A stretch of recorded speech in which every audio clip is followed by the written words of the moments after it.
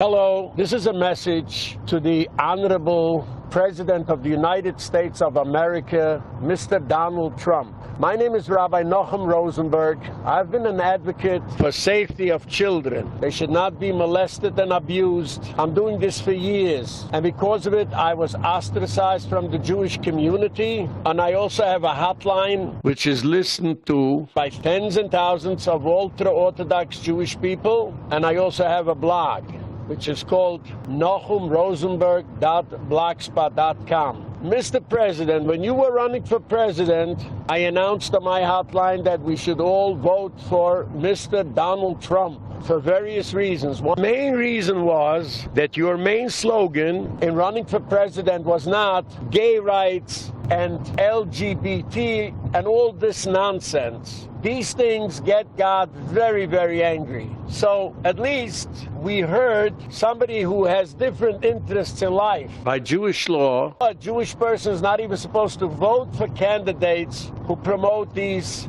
filthy and ugly things which is against the Torah and against God. It was the will of God that you should become president, and you should make sure to work up our country to at least not to be a second or a third world country, which we are now. And unfortunately, every politician brought us down a little, and now we're down the dumps. But at the same time, I would like to give a message to you, Mr. President. We are Jewish people living here in the United States of America, and things are not so bad, thank God. It's not like what it used to be in Europe, especially in the medieval ages. But we want to tell you something. You are moving now the embassy of the United States from Tel Aviv to Jerusalem. By doing that, you are jeopardizing the safety of every Jew in this country and worldwide, and in particular in the state of Israel. Now, I want to ask Mr. President a question. Why can't all this be done after you'll finish 3.5 years of work in America, see how successful you are, and then we go to start up with the whole wide world? Don't start a battlefield with the whole world. We still have a battlefield with China, with North Korea, a battlefield with our bordering neighbors, Mexico and Canada. Please don't let that be your first mission. Even though you promised you're going to do it, you tell all these people, listen, let me first see how strong I am and how much I can do for our country. Then we'll go to the other country. We beg of you, please, Mr. President, don't do that move now. And even if you promised it, stretch it. First of all, until the end of your first term. And if you get reelected, you'll stretch it until the end of your second term. Look what Obama did. Before he walked out, he gave $200+ million for Palestine. He didn't do it in his first term in office. It's not for you, it's not for America, and it's not for the state of Israel, and it's not for Jews worldwide. That very, very delicate step that you want to take.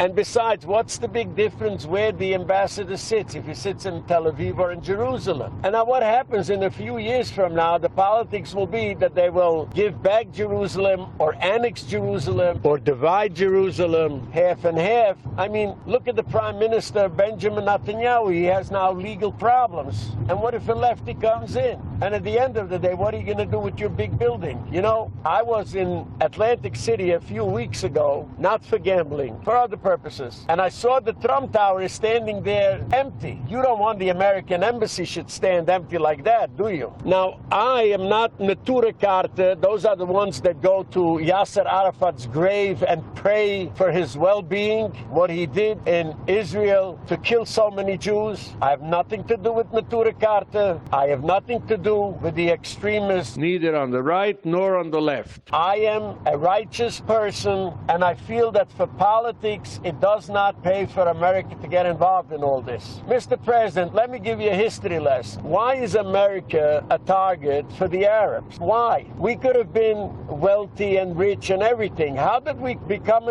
a target for the Arabs? That's because we got involved with Israeli politics. Now, here again, if we're talking about protecting Israel or protecting any other country, that is our mission, to protect the world. I have no objection to that. Where my objection comes in, where we're getting involved in a political issue where the embassy should be, because it'll be serving Israel's ego, and for that you're jeopardizing every citizen of the United States. Because when these Arabs will band together, you will have another few ISIS gangs, Bin Laden gangs. It's not in our good interest, and we can't afford it. And we shouldn't be fighting that. We, Jewish American citizens, need an embassy in Israel because we keep on visiting Israel and we constantly need help. Somebody loses a passport, somebody this, somebody that. But with all the respect, for us, it's no big deal if we go to Hayarkon Street 88 in Tel Aviv, or we will go to Jerusalem. Now, if you want to do a major job to build a building because it brings economy, fine. Build a Trump casino there, or an 80-story building. Gaza. Do not make such a provocative move, which will affect every citizen in the United States and every Jewish person worldwide. And at the end, it will do no good. It's just because the glory of Zionism, the glory of the Israeli country wants to show that Jerusalem is our capital. I thank you very much, Mr. President, for considering the safety of our country, our citizens, and the Jewish people worldwide. You should also know, Mr. President, that when you go out for votes, you promise things. Nobody will keep you accounted for. We know it's all full of lies anyway. Politicians talk what the people want to hear, but it doesn't mean anything. When you come into that office, you start to see the world realistically. It's not a game anymore, and you should consider the fact that every gang has any kind of ammunition that the United States Army has. And if they don't have it, they can buy it. Don't underestimate the power of the people, and especially the mobs and the gangs. Now, this country wants to legalize slowly but surely marijuana. We have a lot of states which is legal already.